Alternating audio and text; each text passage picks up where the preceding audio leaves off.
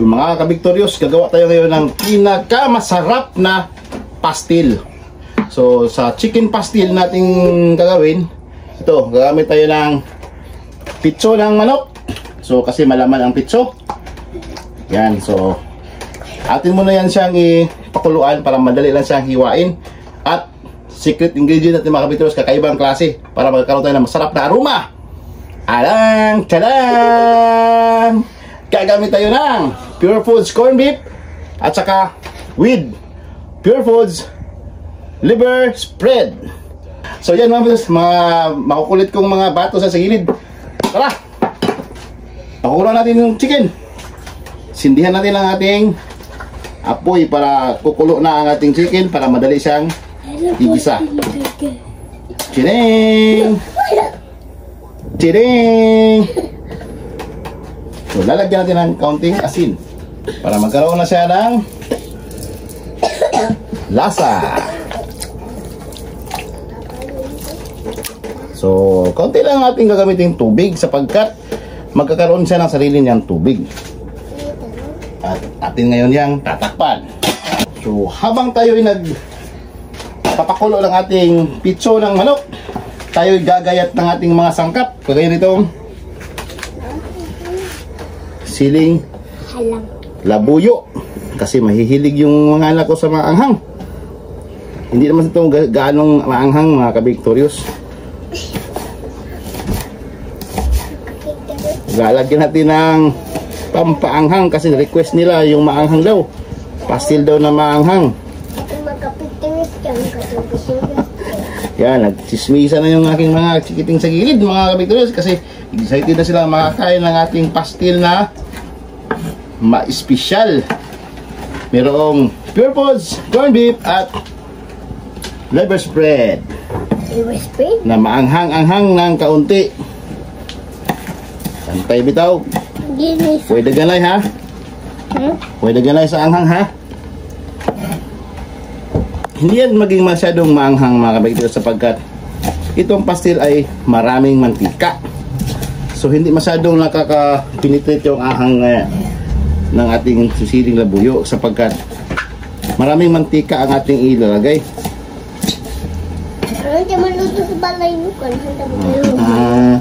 At itong ating bawang ay ipadiliit natin ng kaunti sapagkat napakalaki. Chop natin ng maliliit yan mga ka-Victorious.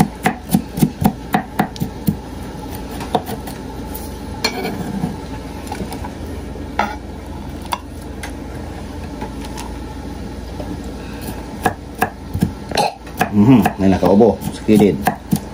May nakaubo sa kilid mga ka-Victorious. Si Django Boy.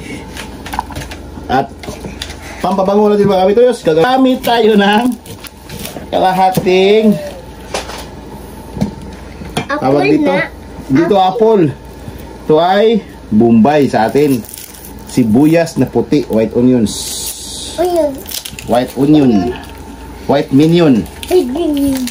White minion mga ka-Victorious. Ito yung ating gagamiting sibuyas para hindi siya matapang.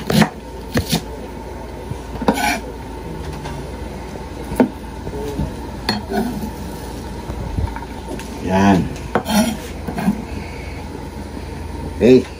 At lalagyan pa natin yan siya ng paminta powder. Mamaya mga ka-Victorious. So habang hinihintay natin mga ka-Victorious, hintay-hintay lang mga ka-Victorious. Tadaan!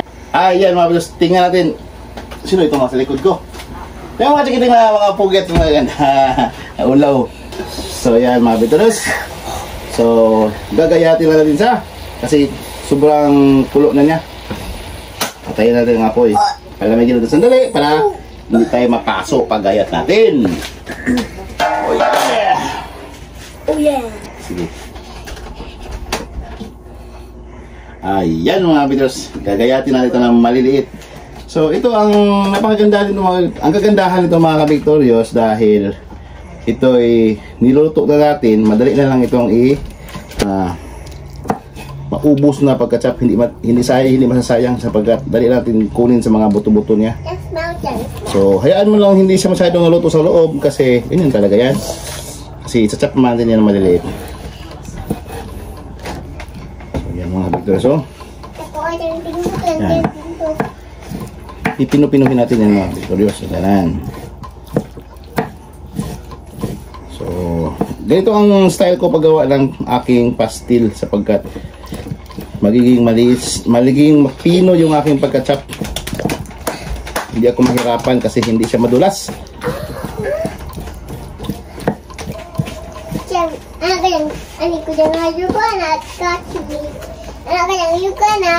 Yan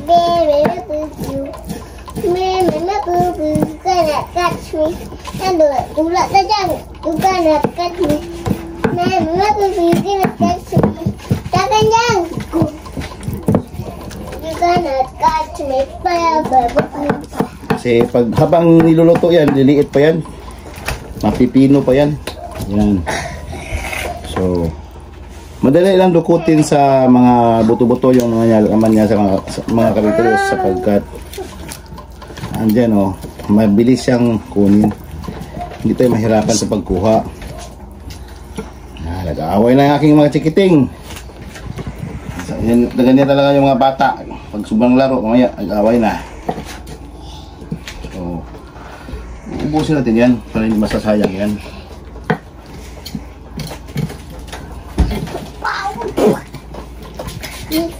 Yan ang kagandahan pag dinaan natin siya sa pagluluto ahead of time sapagkat makukuha natin yung mga nasa loob ng mga laman-laman gaya nito. So pag may mga natitira pa yan dyan, dudukutin natin yan hanggang sa kaya natin dukutin. Pag hindi na makaya ang dukutin, hayaan natin. Huwag natin haluan ng buto sapagkat isasahog natin yan sa kanin, makakain ng bata yung buto. Iwasan natin yung buto na mahalo siya.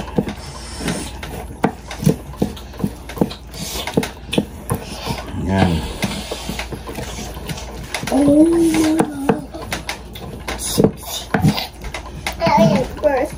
Birthday.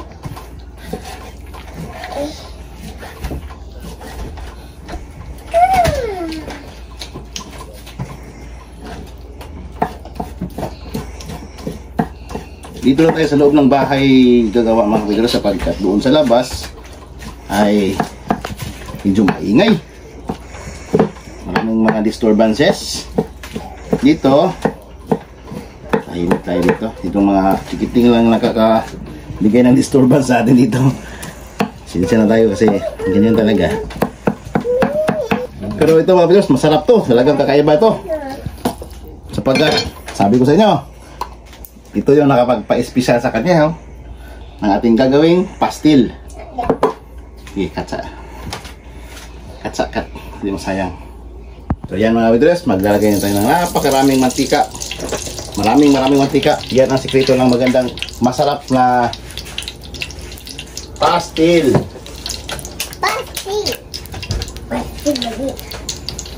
Siyempre, unang ilalagay natin mga kabigdores ay bawang. Sasabay natin ang ating sili. Yan natin sili na buyo. Malalaking klaseng sili na buyo yan, kaya hindi masyadong maanghang yan mga kabigdores. So, palang gagawa lang tayo ng chili paste ba? Ganon.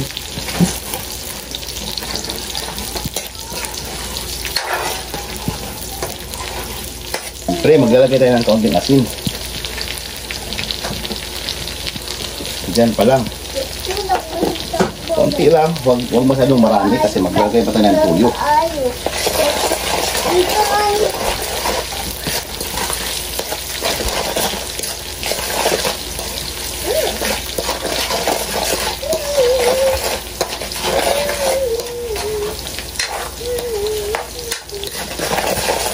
So, hayaan mo. So, ihahalo natin ating paminta powder. Mama. So, yung paglagay natin ng paminta powder, hindi sa inyo yan kung gaano karami ang gusto nyo. Mayroong mga ibang tao na pag maraming paminta powder, mas ganahan sila, mas gusto nila.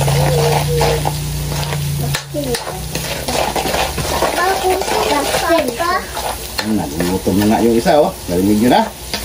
Nagutom na siya. Hindi pa naluto. Nagutom na siya. Wala pa naluto, ha? Kaya lang siya na pastil akong lutoon. Nagutom na. Ayaw, katawa dyan. Eh. Masuko na siya dyan. Kaya ayaw. Kaya bawal man. Tuko-tuko. Ha? Kaya tamad dito dyan.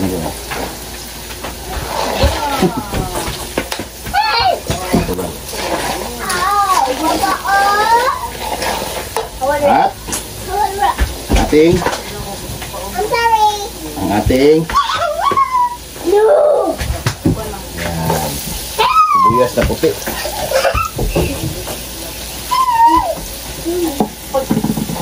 Yan.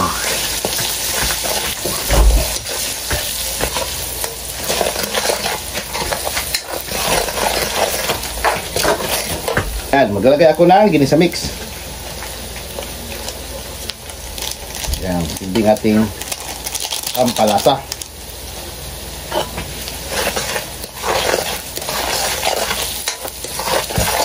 Ang batel.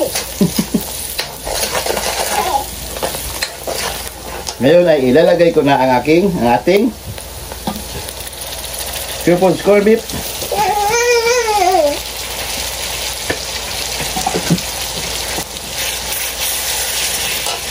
Sali na ang ating triple liver spread.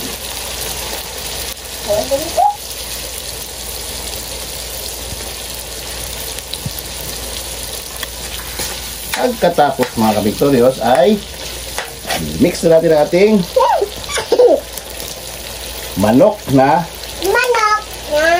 iniwa lang maliliit. Ito ay bahagi ng manok na pitso.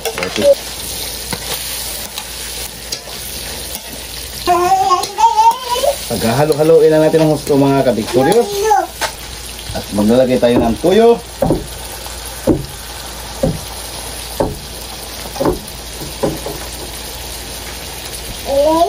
Paghahalo-haloin again. At maglalagay tayo ng mantika. So yan mga ka-Victorious. So lumabas na ang kanyang mantika. Mantika, yan o. So nagmamantika na siya. So ibig sabihin, pwede na siyang hanguin mga ka-Victorious. Pahit ito, ready to eat na tayo mga ka-Victorious. So napakasarap. So naghahalo yung aroma ng manok at saka yung Pure Foods corned beef at saka liver spread. So napakasarap. Kahit nasa malayo ka ay maaamoy mo yung aroma na napakasarap sa ilong. Na parang pagkain talaga mga ka-Victorious. So yan, hahanguin natin ang mga ka-Victorious. Patayin natin ang apoy. So yan, kain na mga ka-Victorious. So, hanguan tayo mga ka-Victorious. Transfer natin dito sa ating malaking bowl. Alam kong gutom na ang mga bata. Kasi inain sa kanila ngayon ang pastil. Kahit sa paaralan. Pag lumalabas yung aking mga estudyante, hanap ay pastil. Excuse me sir. Excuse me ma'am. Pwedeng bumili ng pastil. Ganyan ang mga sabi nila mga ka-Victorious. So, yan. Hindi tayo patatalo. Papasok tayo sa inang pagkain nila mga ka-Victorious. Ano yung mga inang mga pagkain, yan ang ating lulutuin. So yan mga ka-Victorious, kain na na. Ang pastil ha, halang gamay ni Jang. Pero ayun mo Jang.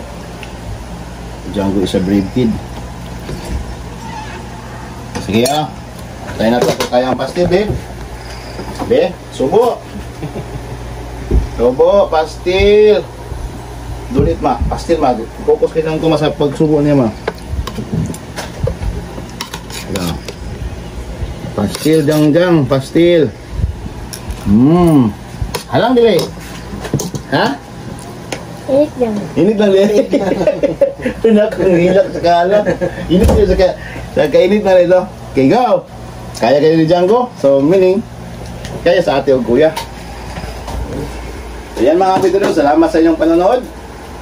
Kami muna ay kakain. Sana palagi kayong susuporta sa aming mga videos ulit. Ka-Victorious.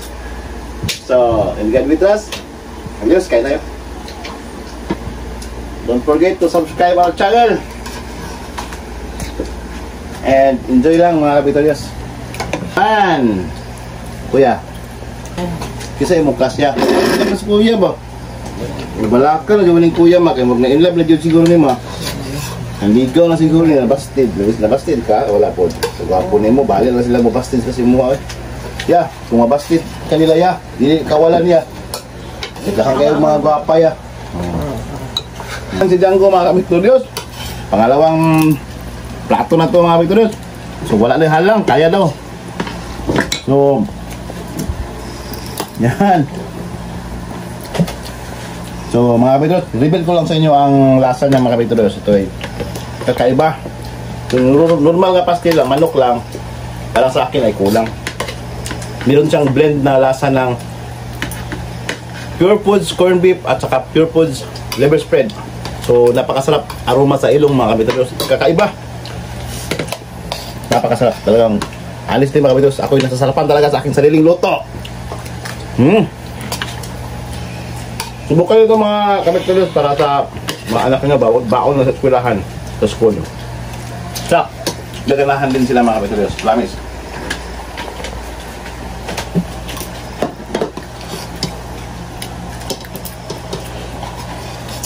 Okay, thank you mga kapitolyos. Salamat sa inyong panonood.